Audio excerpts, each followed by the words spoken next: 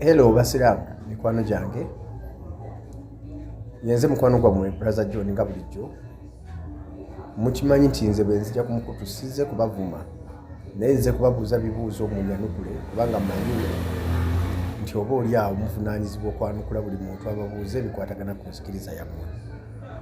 Bwe nsoma Qur'ani mu sura yokusatu gye bayita surati Imran aya ya 5 ega nti idha qala Allahu ya Isa inni mutawaffika wala afyuka ilayya wa mutahhiruka min alladhina kafaru.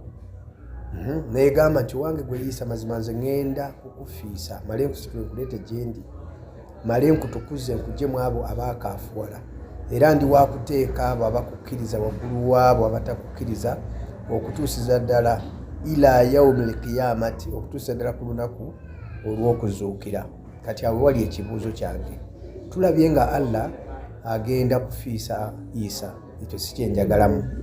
Ne tulaba nga Allah agenda kusitula abakkiriza Isa abateeke waggulu waabo abatamukkiriza okutuusa ku lunaku lw'enkomerero.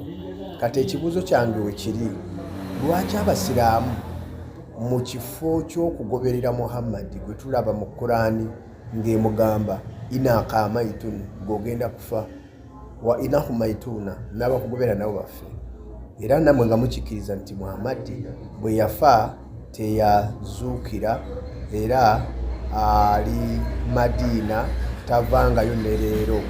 Kati ekibuuzo kyange we kiri, lwaki mu kifo bwe muba nga kituufu muganye Yesu Kristo mu Bayibuli era nga temumwagala, lwaki kale waakiri temugoberera Isa eyafa n'azuukira era aliko n'obukakafu nti abamugoberera oba ab'omulembe gwe bagenda kuba waggulu waabo abaamugaana?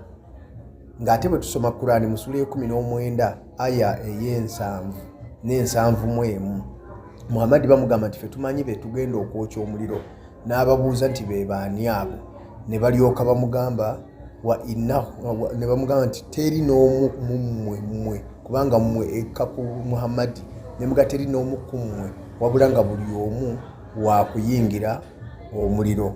Lwaki temusalawo ekifo ky'okugenda ne Muhammad? Kale waaki ne mukkiriza Isa ali mu Qur'ani bwe mba nga mwagaana Yesu ali mu Bayibuli? Mikwano gyange nsaba munyanukule bwe mba ne ansa entuufu ebagaana okukkiriza Isa kale kubanga ye tumulaba nga abagoberezi bagenda kuba waggulu waabo abaagaana okumukkiriza. Lwaki temusalawo mwena ne mwegatta Kibuli ne Kampala mukadde ne Saudi Arabia nawa ne mukkiriza Isa kubanga ye Qur'ani emwogeddeko nti agenda kuba waggulu?